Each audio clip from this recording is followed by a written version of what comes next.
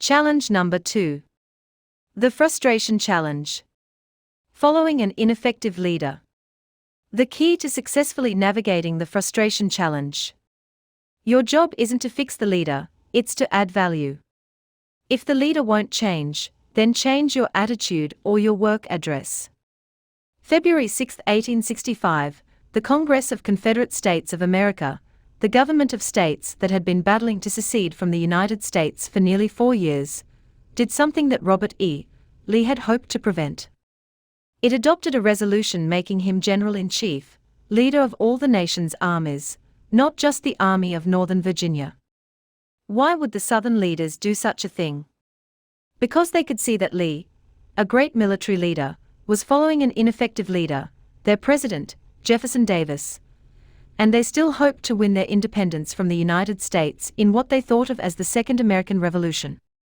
Most people agree that Lee was the most talented military leader on either side during the American Civil War. In fact, as the Southern states seceded, President Lincoln offered Robert E. Lee command of all Union forces in the field. But Lee declined Lincoln's offer.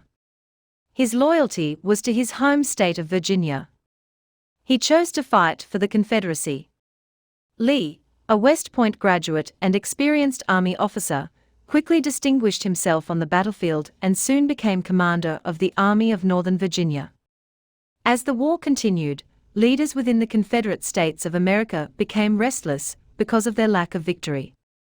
Jefferson Davis, they found, did not have the leadership skills required to win the war, despite his credentials, a West Point education, respected military service, experience as a U.S. representative, senator, and Secretary of Defense. Many Confederate leaders wanted to make Lee commander-in-chief, a move that would have usurped Davis's authority and stripped him of power over the military. But Lee would not allow it. He was loyal to his state, his cause, and his leader. He worked within the hierarchy. So finally, in desperation, the Confederate Congress did what they could. They made Lee General-in-Chief, hoping it would change the South's fate. It was obvious to many good leaders that Lee was being asked to follow someone who could not lead as well as he could. Even Lee's opponents, including General and later President Ulysses S. Grant, observed it.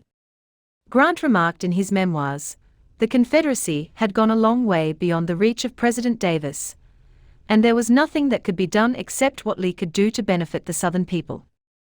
Lee felt it was a point of honor not to overstep his bounds.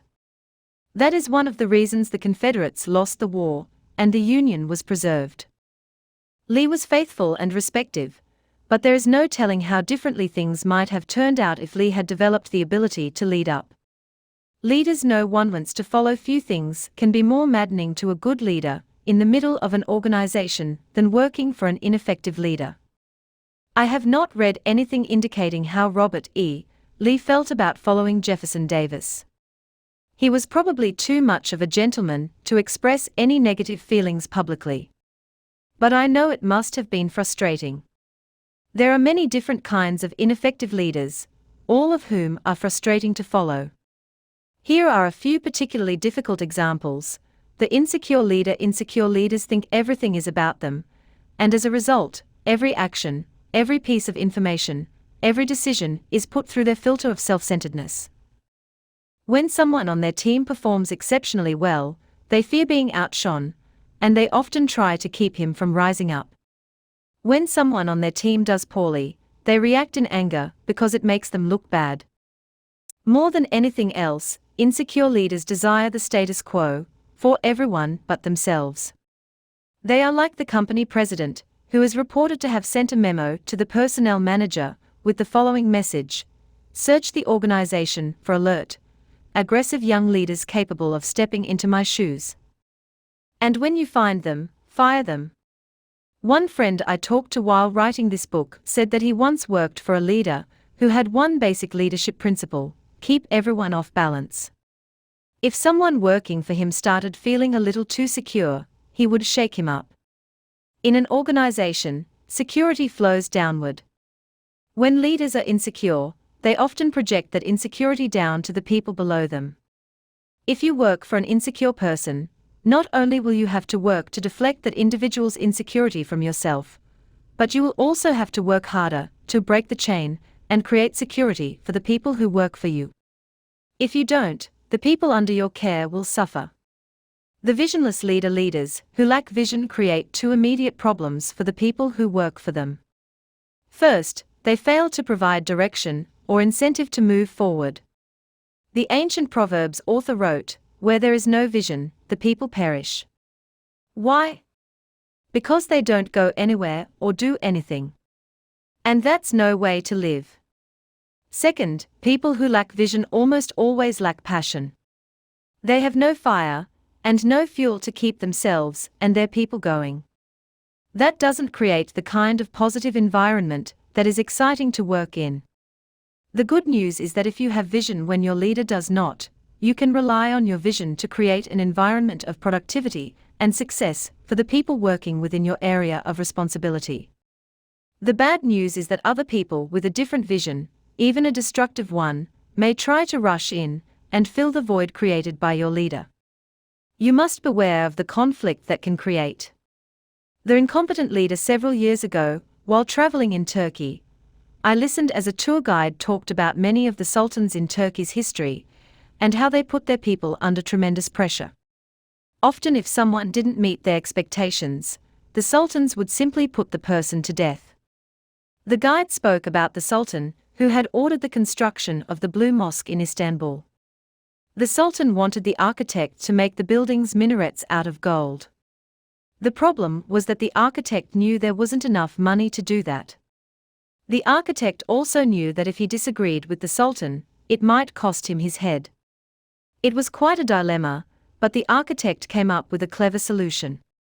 The word for six was very similar to the word for gold in Arabic, alta versus altan. So the architect built 6 towers made of stone, and when the sultan questioned him, the architect feigned misunderstanding and explained that he thought the sultan had said alti, not altan. Leaders who follow incompetent people often feel the pressure that the architect in the story did, though they usually don't face such potentially dire consequences. Incompetent leaders are ineffective, and they often stay that way.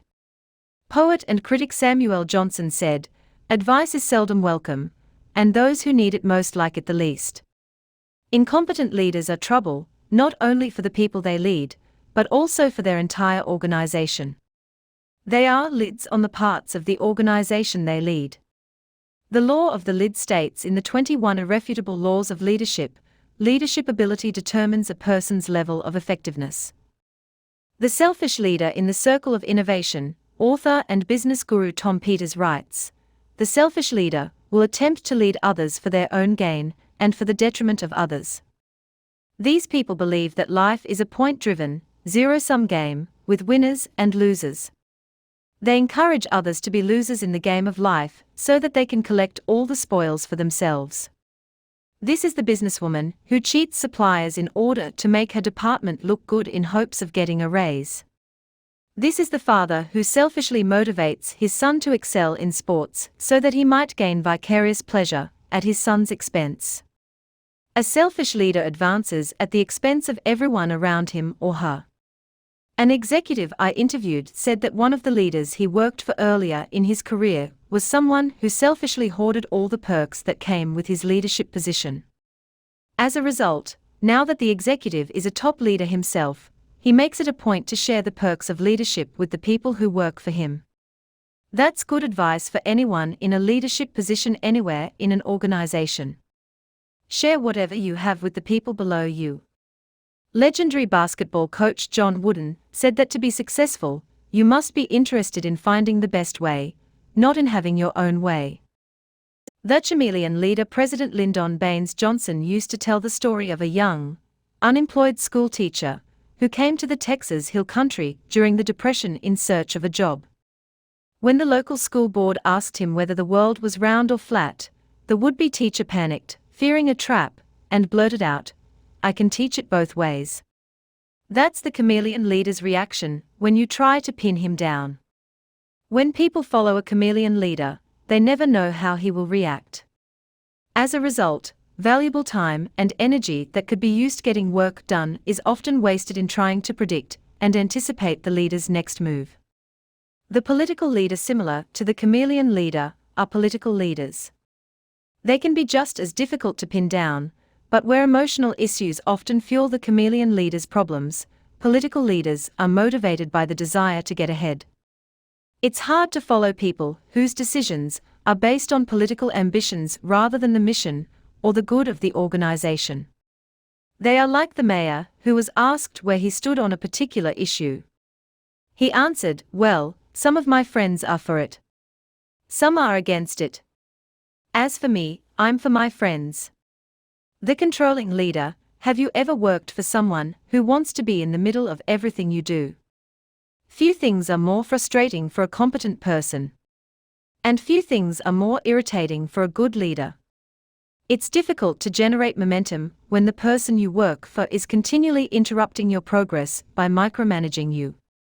People who micromanage others are often driven by one of two things: the desire for perfection, which is unobtainable, or the belief that no one can do a job as well as they can, which really boils down to their thinking others' contributions aren't as valuable as their own. Neither makes for positive working conditions for the people answering to them. The solution to the frustration challenge. Adding value. A normal reaction to the frustration challenge is to fix or replace the leader you're working for, but that is usually not an option for leaders in the middle of the pack. Besides, even if it were, it would be inappropriate. No matter what our circumstances, our greatest limitation isn't the leader above us, it's the spirit within us. Remember, your leadership is as much disposition as position. The role of leaders in the middle of an organization, in nearly every circumstance, is to add value to the organization and to the leader. The only time that is not true is when the leader above you is unethical or criminal. What should you do when you find yourself following a leader who is ineffective? How do you add value in such circumstances? Most good leaders have had to ask themselves those questions at some time in their lives. In fact, the stronger you are as a leader, the more likely you are to face a situation where you can lead more effectively than the person to whom you report. It may not be easy, but it is possible to survive, and even flourish, in a situation like this. Here is what I recommend. 1. Develop a solid relationship with your leader. The first reaction to working for an ineffective leader is often to withdraw from him or her and build relational barriers. Fight that urge. If you make your leader your adversary, you will create a no-win situation. Instead, build a relational bridge. Try to get to know him, find common ground, and build a solid professional relationship. And in that process, reaffirm your commitment to the mission of the organization. Doing those things will put you on the same team. 2. Identify and appreciate your leader's strengths. Everybody has strengths, even an ineffective leader. Work to find them in the person you work for. Maybe it won't be easy. Maybe his strengths aren't qualities you value or admire. That doesn't matter. Find them, and then think about how they might be assets to the organization. 3. Commit yourself to adding value to your leader's strengths. The pathway to success in your career lies in maximizing your strengths. That is also true for your leader. Once you have discerned what your leader's strengths are, and how those characteristics can be an asset to the organization, look for ways to help leverage those strengths. 4. Get permission to develop a game plan to complement your leader's weaknesses. Besides leveraging your strengths, one of the other secrets to job success is to staff your weaknesses. As a leader, you would be wise to empower some people who work for you to fill in your talent gaps. For example, if you are not good at details, then hire someone who is and have them work closely with you. You can play that same gap-filling role with your leader. You must be very careful, however, in the way you approach this subject. Don't offer your opinion on her weaknesses unless she asks, and even then, be tactful. If she identifies one of her weaknesses to you, privately ask if she would be willing to let you carry the ball in that area. The idea is to do what she can't do so that she can do what she does best. 5. Expose your leader to good leadership resources. If you are working to improve your leadership skills, then you've probably discovered many good leadership resources, such as books, CDs, or DVDs. Share those with your leader. Once again, the approach you take is very important. Rather than saying, "Boy, do you need this?" say something like, "I just got through with this book, and I thought you might enjoy it too." Or if you find some kind of a connection or hook that you think might appeal to him, say, "I was reading this wonderful book, and I thought of you, the author, and you have a similar background. I think you might like it." And then give him a copy of his own. If that resource is well received, you might try following up with others. 6. Publicly affirm your leader. Some people fear that if they say positive things about an ineffective leader they work for, they will be misleading others. Or they worry that others will think they have poor judgment. But other people are aware of an ineffective leader's limitations, and as long as your affirmation is truthful and focuses on your leader's strengths, it won't reflect badly on you. In fact, it will engender others' respect. Your affirmation for your leader will help him develop confidence, not only in himself, but also in you. It's hard to find a downside to adding value to your leader and organization, especially if you maintain a long view. In time, people will recognize your talent. Others will value your contribution. They will admire your ability to succeed and to help others, even those less talented than you, succeed. You just can't allow yourself to give in to the short-term frustration you feel. If you do find that the frustration is getting the better of you, it might be time to change jobs.